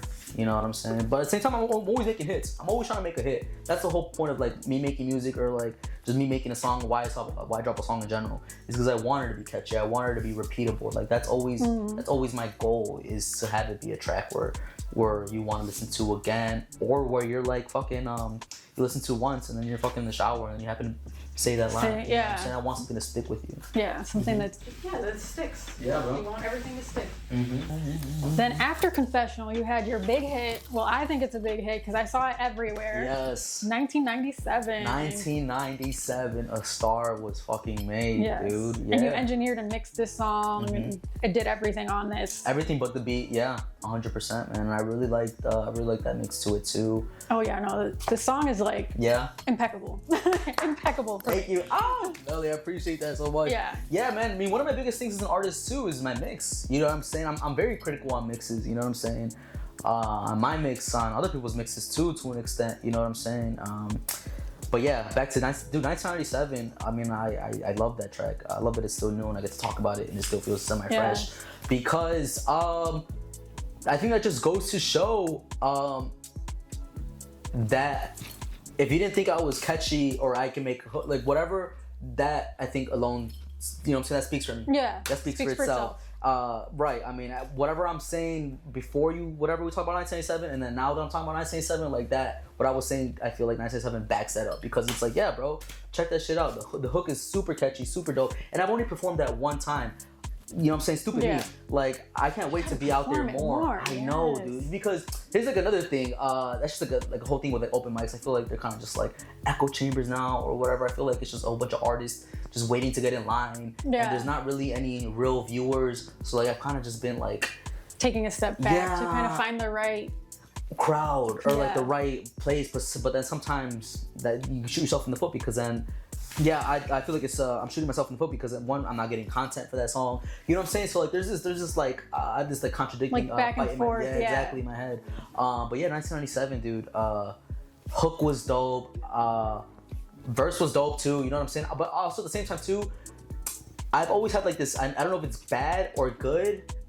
You could like decide. But like I've never been one to really focus on making the best lyrics or like common type lyrics, you know what I'm saying? I definitely take thought, and there's times where like, you know, I definitely take more than 2-3 seconds to come up with a line, or like I'll come up with a line and then a little later I won't like it and I'll take it out of place. You know what I'm saying? So I definitely pick and choose a little bit, but I'll never be one to say like, yeah, the verse was fucking 10 out of 10 better than everybody. You know what I'm saying? Like I know what I do and I know what I'm making right now, and like at some point when I do blow up and have like that actual production thing, that's when I feel like, okay, then I'll like really invest in it. But right now I'm still showing everybody just what I can do. Exactly. So like I feel like, I wouldn't say there's no point, that's not the wrong word, but like for me, I'm just not feeling compelled.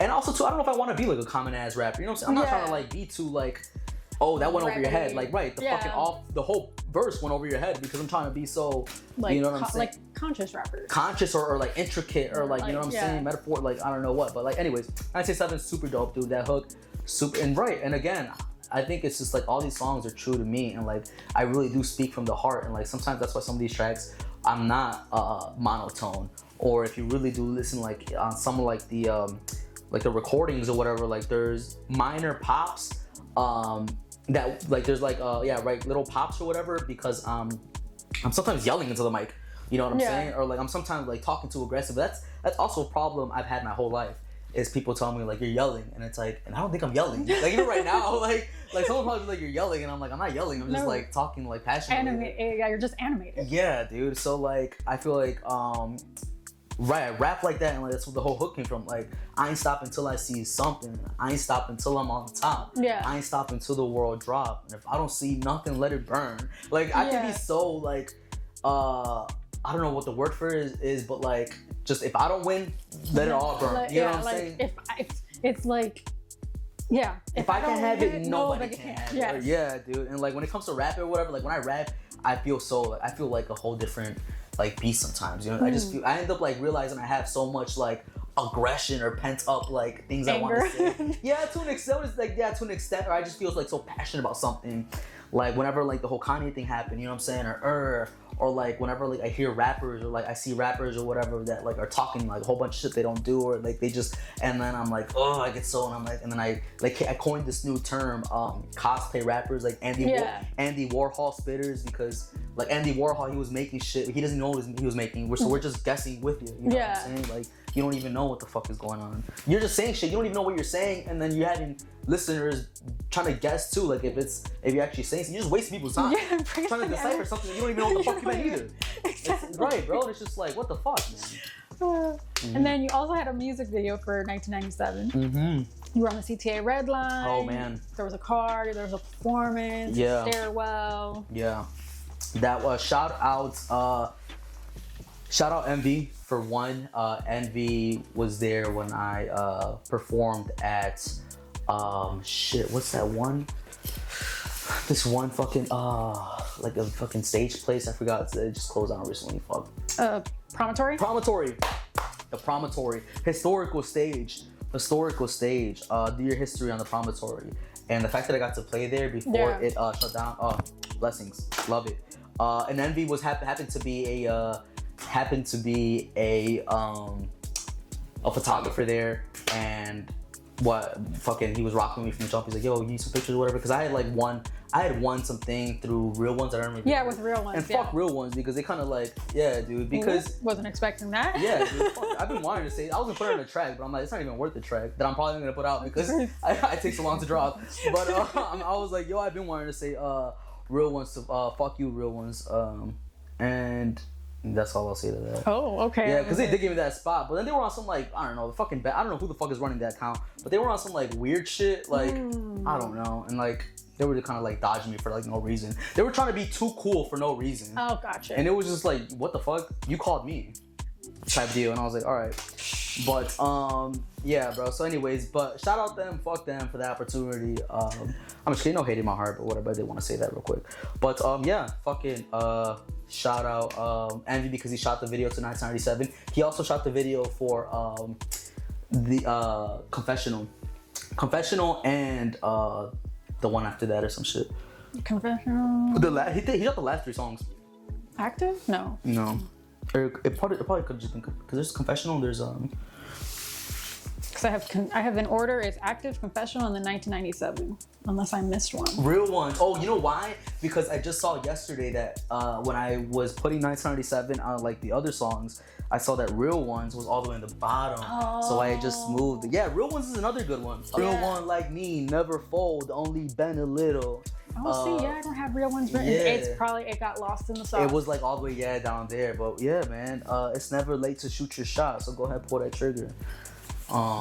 Which is also in your dreams, right? Not in the not in real life. Not in real life. Wait. Hold on. Let's clarify. Right. They're gonna be like, well, Vinny, what's wrong with this? Right, bro. What the fuck? Yeah, no. So Real Ones was also shot by Envy. That's another good track. With Confessional, 1997, and Real Ones. Like, if I were to do a mixtape, some songs do belong in, like, you know what I'm saying, have like their brother and sister little family, and like those 3 songs are like in the same, and they're like the same kind of genre type of like vibe that I'm trying to give up. Yeah, it's like I kind of like I feel like uplifting a bit, uplifting and honest with me. But yeah, back to 97 real quick. Yeah, man, just being honest about shit like that, about just being honest with myself, or just be honest, not myself, who I am, how I feel, right? Be honest about myself. Yeah, well, be honest with like what my I guess fans, community, with fans, because I feel like some tracks I'm not as vulnerable, or like I'm not storytelling. Like I don't really have tracks. I don't know if I would call 1997 a storytelling one, but like I don't really have tracks where like I go back into like, oh, came up from this, or pop, you know what I'm saying? So like 1997, when I heard that beat, I feel like it gave me the space to I don't know. A lot of my songs like come up with the hook first.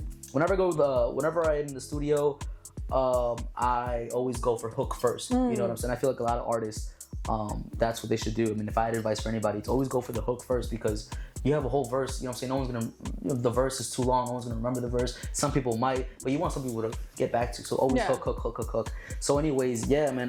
Came up with that hook, and then I just felt like it was I don't know, because it was me just being like, oh, I can't. It was me just, I'm gonna keep going, I'm gonna get it. Like, I can't stop till I get none. I'm supposed to do something. So then I just felt appropriate maybe to like make it a come up story. Yeah.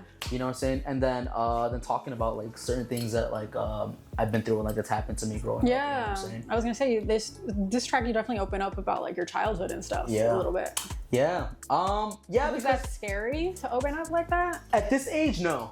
Okay. At this age, right? I feel like a lot of people can relate, and if not, then wait a little bit, you'll get older. But at some point, you get, or I've come to a point, I've seen other people around my age or whatever, where like you're not scared of being embarrassed, or you're not scared of like embarrassing yourself, or you're not scared of like, you come to a point where you're not scared of telling your truth. You know what I'm saying? Just telling your truth. You know what I'm saying? Because a lot of us, I mean, it can be embarrassing. You know what I'm saying? Like some of the stuff that's happened to me, I mean, it's embarrassing. You know what I'm saying?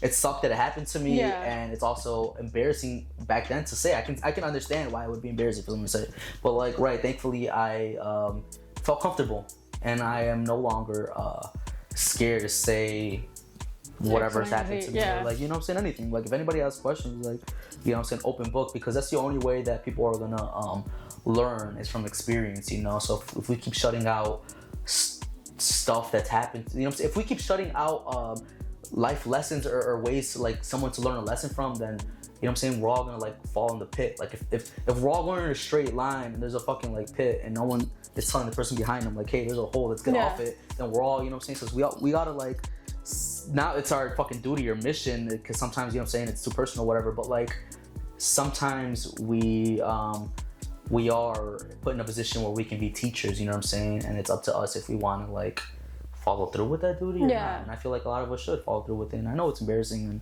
you know what I'm saying, it's uncomfortable sometimes. But, uncomfortable. But a lot of times when I've been vulnerable, it helps other people out too. Yeah, you know what I'm saying? You never know who can like relate to you. Early when I first started rapping, you know what I'm saying, it was crazy how like I would have friends in college be like, oh, because, you know what I'm saying, you put yourself out there, it gave me the confidence to do this. So, and then that's kind of one of the reasons why, as I grow up in an artist, or as I grow to be growing as the artist career rapper, I am learning that it's there's other benefits to than just the potential money or whatever, you know what I'm saying? Like, you realize, oh, you're helping people. You know what I'm saying? You're there for people. And then if you feel good about it, that almost helps you to keep going. You know what I'm saying? Because you know that you're doing this for more than just yourself. Yeah. You know, so I do it for that too. You know what I'm saying? I do it for more than just myself. You know, my whole life I've always said I'm a shepherd for lost souls. Oh, wow. You know what I'm saying? Because I kind of feel that way too. You know what I'm saying? At the same time, I want to help like the quiet kid. You know what I'm saying? I want to give people a voice, or I want to like be able to. I feel like that's why I have to speak my truth so that I can give a voice to someone else who doesn't have that voice yet. You know what I'm saying? Yeah, because your truth could also be somebody else's truth. And a lot of it, that's what it is, Melly. Like we all go through the same things. Yeah. You know what I'm saying? Like, we just don't know it. Exactly. Like we don't realize it. I kind of like this, but like I'm kind of like seeing in this day and age that we are starting to see though. Like I feel like a lot more people are starting to like look left and right and realize that like we all think the same. Like we all have the same insecurities.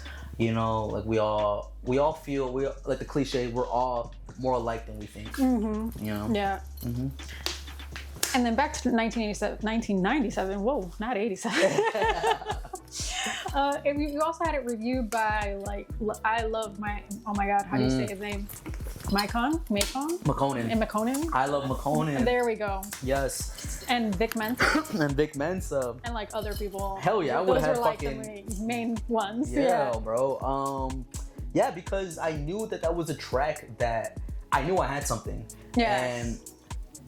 And yeah, I knew I had something, and I needed to, and I wanted to find different ways of how to push it. More than just putting it on my story, more than just paying people to whatever.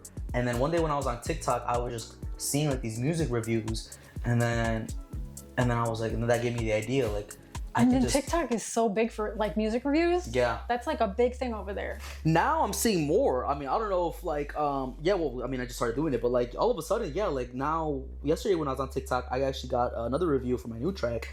And I thought, because when I did it with 977, it kind of did take a little bit to find, like, you know what I'm saying? Yeah, to find some people reviewing, but I found that this time, I was like, every other page was doing Oh, sure. But then every other page is charging too. And it's like, motherfucker, you have like 5 viewers on here. You're charging $5-10 for a skip. Skip what?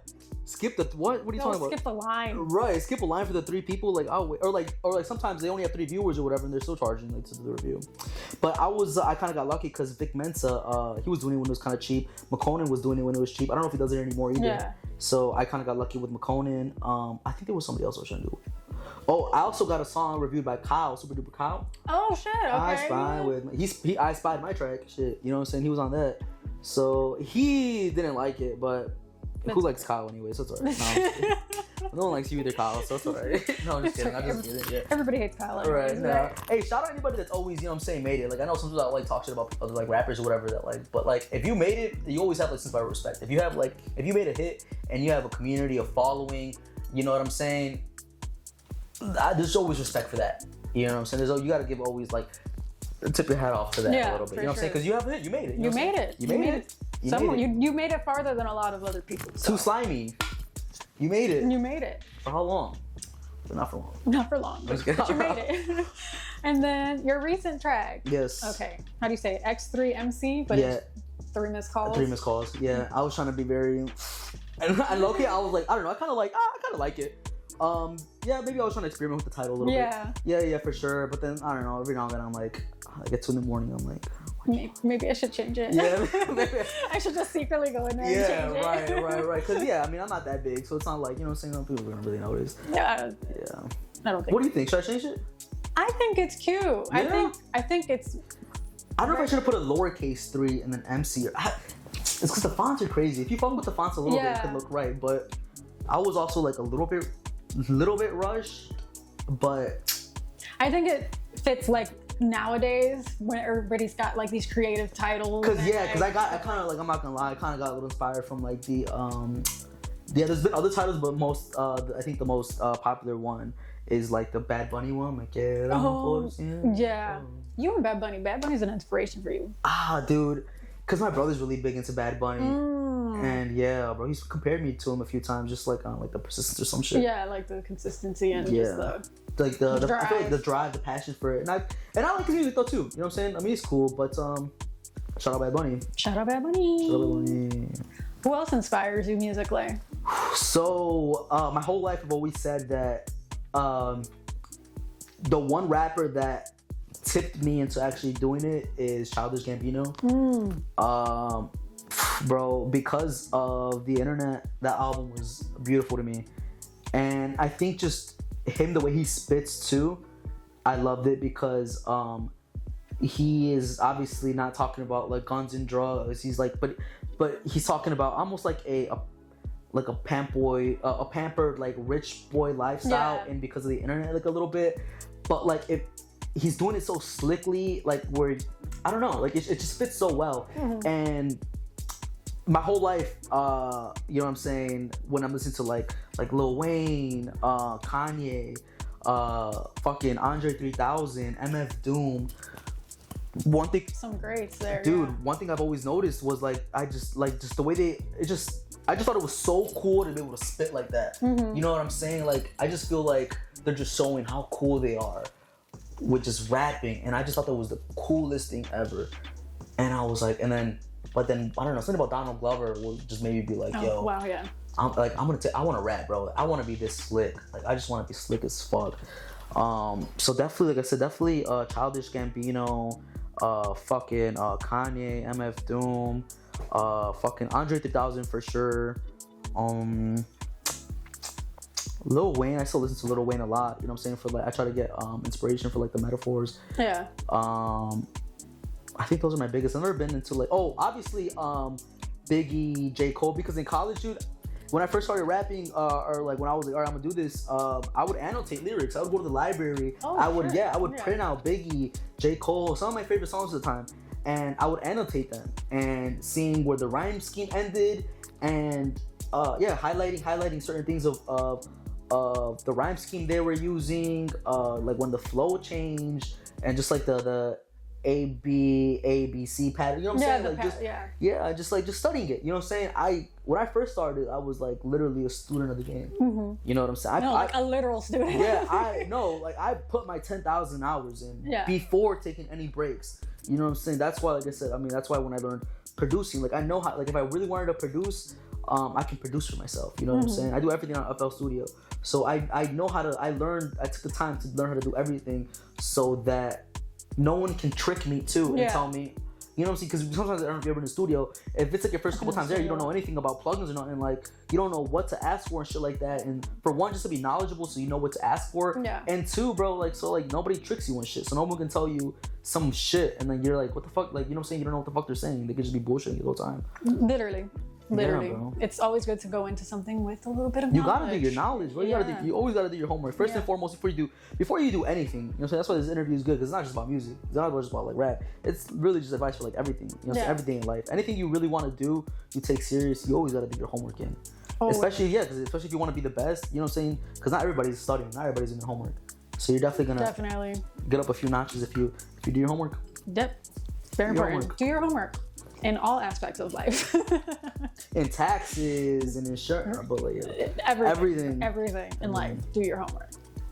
So that kind of brings us current day, like literally current day. Current day, yeah. For music. So that sums up all of the music, but there's still a couple of performances we got to talk about. Yeah. You did a show in New York City, the Juice Box? Yeah, so I was supposed to. Oh, yeah, so that was definitely a planned thing. And you know what? Look, it's a lesson for other artists to learn from my mistakes. And that's why I love being open about my mistakes, because there's someone that can always learn from it. And I'm human too, and I make them a lot. So what happened with the Juice Box thing? Yeah, dude. Shout out Coco. She put that whole thing together, invited me and Bobby out. Was like, yo, I got a spot, dope venue. We got a spot. She was like an agency. Like, yeah, it's a dope venue. Come, do you want to come perform? There's gonna be a good turnout. Super dope. We're like, yeah, for sure. So, and that's when I dropped Walk. So I was like, this is a perfect opportunity to go to New York, shoot a video for Walk. And then she lined up an interview too. Coco was a fucking amazing, because she lined up an interview and a place to perform. Oh yeah, that's dope. Yeah, okay, yeah. Coco. And hopefully, actually, I might be back April. Okay. Yes, it's in the works. Coco's coming back later this month, but I might be back in New York with Coco April. Might put something on. Hopefully, God willing, we'll see. But yeah. So Juice Box.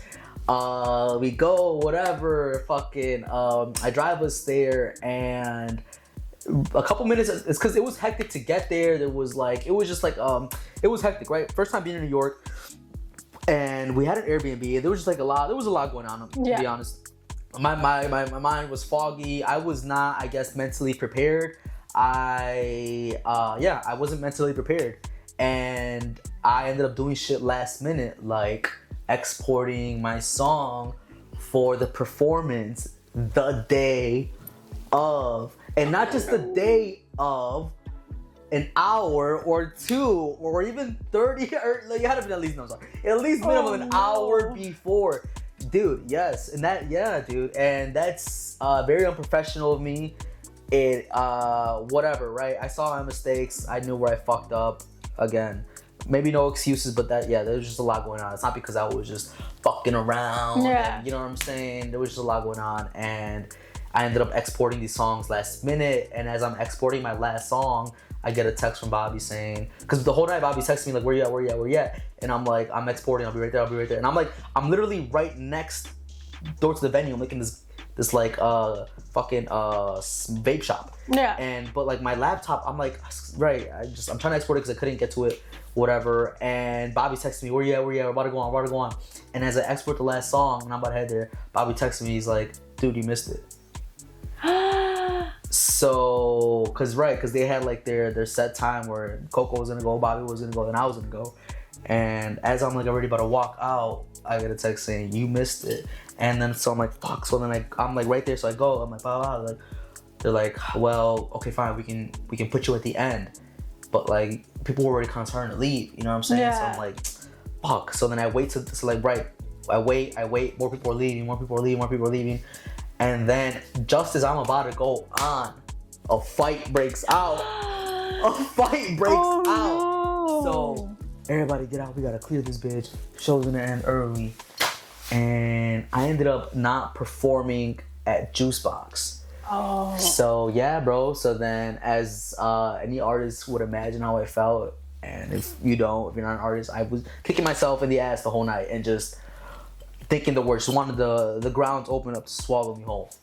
And just, yeah, because I saw the crowd and it looked so lit and for content and I was going to perform Walk. I was going to perform LS. I was going to tear that place up, especially because from Chicago, new there, you know what I'm saying? They're probably not, I don't know.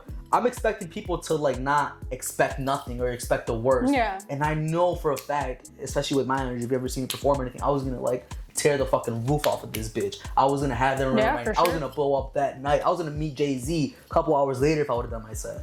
No, I'm just kidding. But like, hey, right, we can all dream. Right. You never know. But yeah, so ended up not performing the night. Fight broke out, couldn't do it. Bam. So kicking myself in the ass the whole night. But then I'm like, fuck, bro. I gotta make up for it somehow. We gotta do something. So I think that night up until the next day, the whole team were like looking for other venues to perform at, because we have to go back to Chicago because that was a Saturday. Let's go back to Chicago the next day, Sunday. And mind you, we're all kind of like broke, you know what I'm saying? Felt. Dude, you know what's crazy? So real quick, so Bobby told us that we had a place to stay in New York, and that's the only reason kind of why we went to New York, because we're doing the calculation, like blah blah blah, and he's like, don't worry, I got us on a place to stay. And we go. And then he's like I think like we're like an hour out from New York. He's like, guys, we don't have a place to stay. I kind of lied to you, but like I only did this because if I told you there was no place to go, you guys wouldn't have came. Yeah, no shit. Right. But you know what? I loved it because I had no regrets. I mean, I don't know. I kind of let it go. I was like, wasn't mad at all in a way. I was like, fuck it, you know what I'm saying? Because you're kind of right. If you did tell me that we didn't have no place to go, I would have not came. Yeah. But I'm always glad I did came. You know, we went. Yeah. You know, but that's just so funny as fuck because we're in the back seat. We're like, all right, because like for like 30 minutes, almost an hour too, we're trying to figure out like, we're like, dude, where's this place at? Like, you keep saying this girl is dragging it. Like, come on, like we gotta figure out. We're almost there. We gotta figure out where we're gonna go. And that's when he's like, yeah, we don't have no place to go. I kind of lied to you guys. It was so fucking funny, dude. Yeah. And then, so anyways, fast forward to fucking Missy Juicebox, and we ended up, that whole night and morning just trying to find some place to perform. And we ended up finding another open mic, which I do have a video for. It's on my Instagram or whatever. And we performed at some random place it's random to us, but apparently they have this ongoing thing. Like, it's a thing, you know what I'm saying? It's almost like their own little sub-T, but in the daytime, you know what I'm saying? Oh, so like, and it was a stage too, and it wasn't as packed as Juicebox, but it was a stage. It was in New York. It's content, and sometimes when you fuck up, you gotta like do the best you can. You know what I'm saying? You gotta make nothing out of something. Yeah, and that's exactly what I did. You know what I'm saying? I did that and fucking performed, got my content, which I made it look dope though. I feel like because when I chopped up that with the other video shit, like I made it look right. Yeah. So like, but yeah, dude, it's a mission, man. Behind the scenes, it's always a mission. Oh yes. Yeah, dude. And then you had Token Taste. Token Taste was a thing that I was doing so I can just show my audience, my fans, my community that I'm more than just an artist. You know what I'm saying? Because around like, right, I think that time, like, I think artists or whatever, we're always trying to just looking and seeing what can we do, right? And I think I was just seeing videos where people were saying, hey, you gotta like show that you're more than just this, or show people behind the scenes, like show people that you're a human. So me and my girlfriend, LaShayla, were at one point she was like kind of managing me or whatever. Oh, okay. Yeah, but like she definitely like kind of gives me ideas and gives me insights and like helps me like here and there. You know what I'm saying? With like some music marketing stuff that I have. And one of the ideas that we came up with is like, oh, well, why don't we kind of do like get stoned and then make like some stoned ass food things, you know what I'm saying? Some crazy snacks that like you would only ever eat if you were stoned. And then we started. That's a fun idea. Yeah, we started doing that for a little bit, token taste, and just like getting super stoned. But then trying to figure out how to edit it, because a lot of the social media things are gonna like flag you for smoking, especially YouTube. You know what I'm saying? Yeah. As soon as they see like marijuana, like you're flagged and the video's taken down. So like we kind of like had to like make sure we do it in a way where we can show people that like we're getting high, but still not showing it. But yeah, you know like what I'm insinuating saying? that exactly. Yeah. That we're super baked and making these shits, and it was dope for a little bit. You know what I'm saying? And then it's my fault because I maybe lost the faith in it. I didn't. Oh, no. Yeah, I know. It was, I was kind of maybe running out of ideas, but that's just maybe a bullshit excuse because how can you run out of ideas with food? So yeah, I guess I kind of just like, and then I was about to move apartments too. So yeah, just ended up losing the faith in it. And honestly, I wasn't really getting that much traction. Mm-hmm. Although I did have people be like, oh, this is good, like, oh, this is a different side of you. Like, I did have some people being like, responding in the way that I wanted to. But ultimately, right, I just gave it up. And even if you were to ask me right now, is there something that I would want to pick up and continue doing? I don't know. TBD. Let me know. Check them out. Check them out. And then let them know if you want more. Yeah, if you want to see content like that of just like making some crazy ass snacks. Like I had one video that did my best video was one of when I made a Scooby snack. You ever seen like Scooby Doo? Yeah. And those crazy ass sandwiches, bro. We made like I don't know how many stacked, but it was a Scooby snack sandwich. That bitch was stacked, multiple layers of bread, melted cheese, the works, bro. And it looked amazing. Chips in it, it looked amazing. And I mean, I enjoyed it because the food was amazing. But I mean, people like it got a little spike or whatever, but nothing crazy that made me feel like, oh wow, I need to keep. Yeah. But hey, yeah, that's something that people want to see. Let me know. I wouldn't mind. Yeah. And it's also just good to I guess just do other stuff. Yeah. Right. Don't forget to like do other stuff in the midst of you being busy with stuff and blah blah. And you know what? That's another reason why I kind of drag to put out tracks, bro. Is because I forgot to say is that I work a lot, like or not a lot, but. Kind of back then I did whatever, more freelancing, but like back then, I'm constantly working. I'm a bougie ass rapper. So like, I'm pretty sure, like a lot of people that like, or artists or whatever in the scene who like don't have like a steady 9-to-5 who are, and it's okay too, because when you're about to hustle, whatever, I get it. I'm not saying nothing about it, but like who are just like on the dream, you know what I'm saying? Yeah. Like don't have a car, don't have X, Y, and Z. You know what I'm saying? I gotta make sure I have my nice 2-bedroom apartment, always gotta have a car. You know what I'm saying? I have a studio at my crib, like a full studio, like with the pen with sound treated and everything, studio gear and everything. You know what I'm saying? So I'm making sure that, and then I always I gotta spend money on the videos. You know what I'm saying? The videos aren't cheap, and the shit that I've done isn't cheap. You know what I'm saying? So, you gotta have money coming in. So like I'm also balancing working. You know what I'm saying? To upkeep my bouginess, not really that bougie, but like I do like having certain things, you know what I'm saying? I gotta have certain things in my life for me to be okay. So that's why sometimes like it takes me a while because like I'm trying to balance a lot. And then, as I've mentioned, like sometimes I will sacrifice my work for my music. Like I you know what I'm saying? When it comes to push and shove for my music, I've always gone for my music. Real quick story, when I was joining a frat in college, I was supposed to, when I was doing the whole initiating process, I already had shaved my head. We were so close to getting initiated, but I had a show certain dates, and they had known of the show, and I think for them to test me, they had planned a meeting that day of the show. And I told them that I was already going to the show, and they said, listen, you have 2 options, the Brotherhood or your show. And I told them straight up, the music came first. Don't do that to me because I'm always going to go with what's first too, you know what I'm saying? Yeah. The music came first. And if you're not gonna work with me, if it's gonna be, and I felt like it was life testing me too. You know what I'm saying? Like, because I could have maybe just been like, well, fuck, yeah, because it wasn't a big, I mean, it was a college show, but like it wasn't, it was a house party show. You know what I'm saying? Right. Yeah. So I could have easily just been like, all right, fuck it, I'll do the next one. But I'm like, nah, like this is a moment in life where I'm gonna have to decide, like, you know what I'm saying? One of the first decisions of, is it gonna be the music or is it gonna be something else? And I've always stuck with the music. Whether it comes to a fraternity that probably lost out networking opportunities, whether it came to a job and going homeless, none of that mattered to me because I've always been wholeheartedly invested and believe in my craft. Even when, you know what I'm saying, I do doubt myself. There's times where I doubt myself. And sometimes I don't drop anything because I doubt myself. Yeah. But at the end of the day, when I go so long without making music, I always run back to it. I always feel like I gotta go back to it. And I had dreams about making music. I had dreams about meeting big artists. I have so many dreams about performing in big stages. That and alien dreams. Who else is with me? Aliens. So, you know what I'm saying? So, yeah. Aliens are real, though.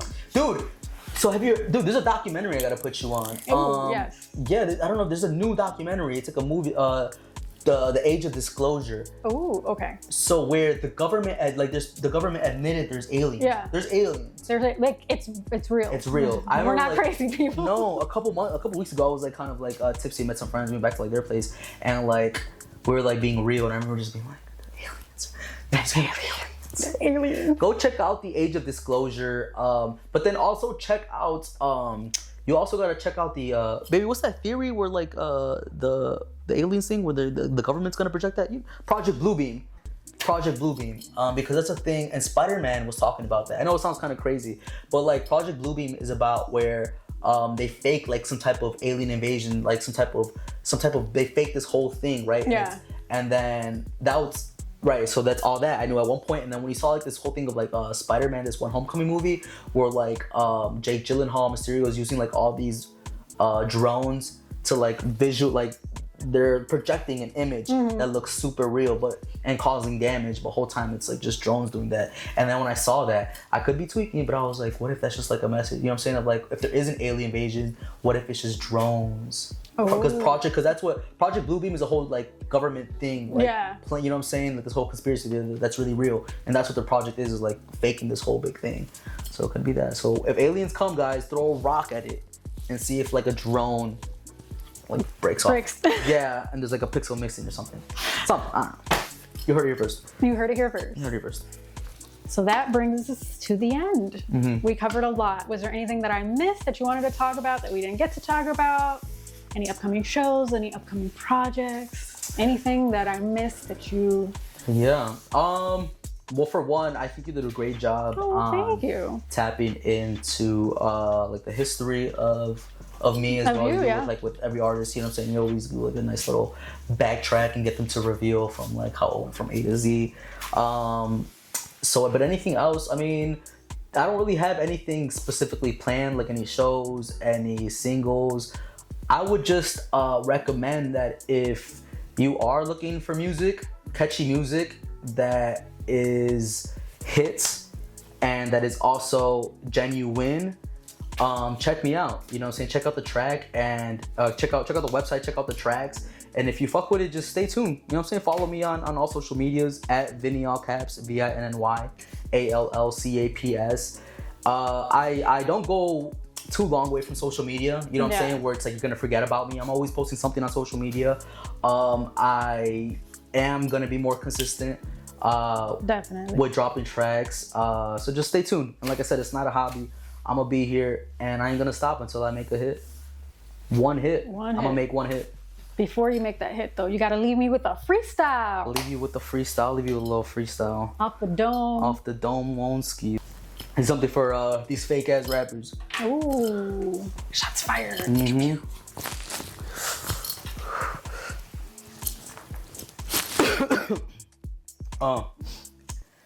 Hey, ain't no drums on, I'll face you like a man.